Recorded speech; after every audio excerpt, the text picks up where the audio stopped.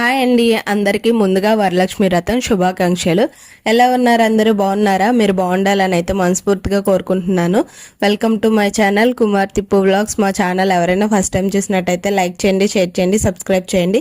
So నేను పూజ room అయితే ఈ విధంగా నేను డెకోర్ చేసుకున్నాను. పూజ అయితే ఇంకా స్టార్ట్ చేయలేదన్నమాట. యాక్చువల్గా పూజ 8:30 లోపల కానీ లేదు అంటే 10 తర్వాత 11 లోపు కానీ చేసుకోవచ్చు అంట. సో నేను యాక్చువల్గా 8:30 లోపల చేద్దాము అనుకున్నాం. కాకపోతే మా వారికి కొంచెం వర్క్ ఉందని చెప్పేసి అయితే ఇంకా ఆగామన్నమాట. కానీ ఇదే ఫస్ట్ టైం అనమాట అన్ని కూడా ఫాస్ట్ గా ప్రిపేర్ చేసుకొని పూజ రూమ్ కూడా డెకోర్ చేసుకోవడం. ఎప్పుడు కూడా నేను పూజ అయితే 11:30కి 12కి ఈ టైం స్టార్ట్ చేసేదాన్ని. ఈసారి మాత్రం ముందుగానే అన్ని కూడా కంప్లీట్ చేసుకున్నాను. ఇంక ఈ వీడియో అయితే ముందు రోజు నైట్ అనమాట. సో ముందు రోజు నైటే నేను ఇల్లు మొత్తం క్లీన్ చేసుకొని నీట్ గా అయితే పెట్టేసుకున్నాను. ఇది వచ్చేసి నా కిచెన్ రూమ్. కిచెన్ కూడా చక్కగా నీట్ గా క్లీన్ చేసేసుకున్నాను. అన్ని ముగ్గులు కూడా వేసేసుకున్నాను. ఇంక ఇక్కడ వచ్చేసి నెక్స్ట్ డే మార్నింగ్ కి మనం బూర్లు గారెలు అవన్నీ చేయాలి కదా, వాటికి సంబంధించి పప్పులు అవన్నీ కూడా నేను నానబెట్టుకొని పెట్టేసుకున్నాను అనమాట.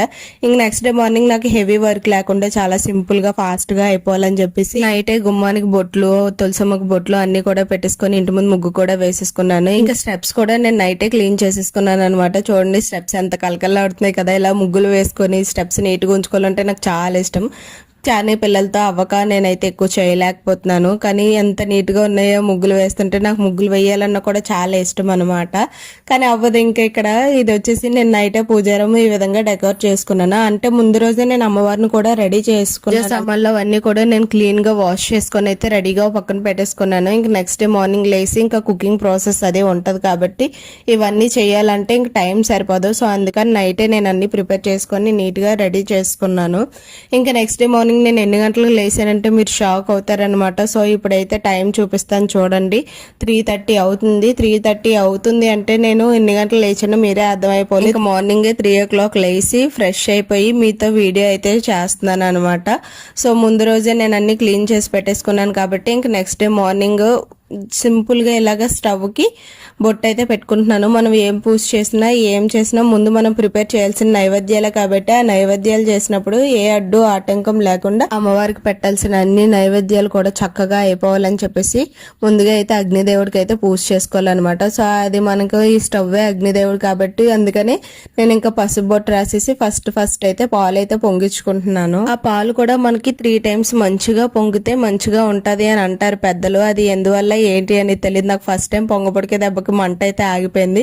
ఇంకా మళ్ళీ వెలిగించుకొని ఇంకా 2 times అయితే మెల్లిగా పొంగించుకున్నాను అనమాట. ఇంక ఈ విధంగా ప్రసాదాలు అయితే మొత్తం స్టార్ట్ చేసేసాను. అన్ని ప్రిపేర్ అయిపోయి కూడా ప్రిపరేషన్స్ అయితే ఏమీ మీకు చూపించలేదు ఎందుకంటే చాలా టైం అయిపోద్ది నాకు.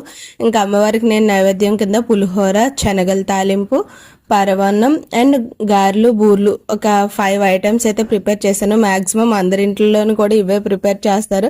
సో కాకపోతే నేను ఇవన్నీ కూడా ఆఫ్ ఎందుకు కనిపిస్తున్నాయి అంటే నేను ఆల్రెడీ అమ్మవారికి నైవేద్యం కింద సైడ్ కి పెట్టేశాను అనమాట. ఫైనల్ గా అమ్మవారిని కూడా రెడీ చేసుకొని నైవేద్యాలు, పళ్ళు, పలారాలు అన్ని కూడా పెట్టాను అనమాట. సో ఫైన్ అయితే దీపం వెలుగుతుంది కదా. ఇదైతే నేను మార్నింగ్ 3:30కి దీపం పెట్టుకున్నాను. అదేంటో తెలీదు, అందరూ కూడా ఒకేసారి దీపం పెట్టుకుంటారు. కానీ మా ఇంట్లో అయితే ఏదైనా ఫెస్టివల్స్ వచ్చినప్పుడు ఏమన్నా స్టార్ట్ చేయాలంటే ముందు ఇంట్లో దీపం పెట్టుకొని స్టార్ట్ చేస్తే అన్ని మంచిగా అవుతాయంట. సో అందుకని చెప్పేసి ఇంకా 3:30కి అయితే మార్నింగ్ దీపం పెట్టాను. ఇంక ఫైనల్ గా అయితే నా పూజ కూడా కంప్లీట్ అయిపోయింది. పూజ కంప్లీట్ అయిపోయి ఒక 8 members కి అయితే వాయినం ఇచ్చాను. అది మొత్తం కూడా నేను షూట్ చేసుకోలేదు. లాస్ట్ లో మా చెల్లెళ్ళు ఇద్దరితో అయితే నేను ఈ విధంగా అయితే షూట్ చేసుకున్నాను.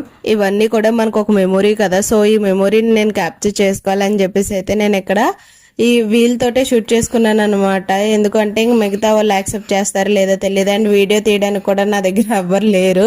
సో మా హస్బెండ్ కూడా వర్క్ మీద అటు ఇటు తిరుగుతున్నారు. ఇక్కడ నేను అక్కడ మా చెల్లెళ్ళకి దండం పెట్టుకున్నానని ఇక్కడ మా చిన్నోడు కూడా పెట్టుకుంటున్నాడు అనమాట. ఇంకా ఇప్పుడు దీన్ని బట్టి నాకు ఒకటే అర్థమైంది, మనం ఏం చేస్తే పిల్లలు కూడా అదే చేస్తారు. సో వాళ్ళతో ఎప్పుడు మంచిగా ఉంటే వాళ్ళు మంచిగా నేర్చుకుంటారు కదా అని తెలుసుకున్నాను. ఇంక కంప్లీట్ గా పూజ వాయినాలు అన్ని అయిపోయిన తర్వాత టైం అయితే 1 గంట అవుతుంది. ఇప్పుడైతే నేను ప్రసాదం అయితే తింటున్నాను అనమాట. ఇక్కడ నేను ఏం చెప్తున్నానంటే ఈ బూరి గారి వదనాలు ఇచ్చింది అండ్ వేరొక బూరి గారి నాది చక్కెర పొంగులు వాళ్ళు ఇచ్చింది అండ్ పరమాన్నం, శనగలు, పులిహోర ఇవైతే నేను ప్రిపేర్ చేసుకునేవని మీతో షేర్ అయితే చేసుకుంటున్నాను అనమాట. యాక్చువల్గా నేను ముందు రోజు ఈవినింగ్ 4 o'clock తిన్నాను ఫుడ్, మళ్ళీ ఈ రోజు 1 o'clock తినడమే. అసలు నాకైనా మీకు కూడా ఎలాగే ఉంటుందా చెప్పండి, ఎందుకు అంటారా?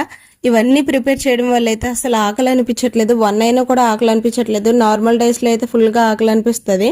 సో ఇంకా అన్ని అయిపోయి కదా తినాలి అని చెప్పేసి ప్రసాదాలు అన్ని పెట్టుకుని తింటాం. ఇవన్నీ తినేటప్పుడు కడుపు అయితే నిండిపోయింది అనమాట. సో ఇదండి వీడియో. ఈ వీడియో కనుక మీకు నచ్చితే like, share and subscribe. Thanks for watching. Bye.